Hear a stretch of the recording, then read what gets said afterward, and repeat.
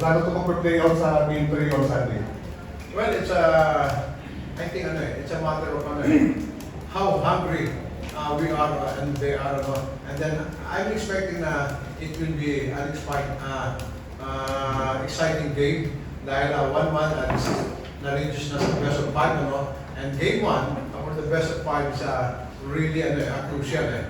But we don't know yet kung ano ibibigay nila, but as far as these two games is concerned, binibigay nila yung preview nila dito sa defense. And the mere fact na talagang nagtatrap sila sa amin, I think that is one of their surprise sa amin.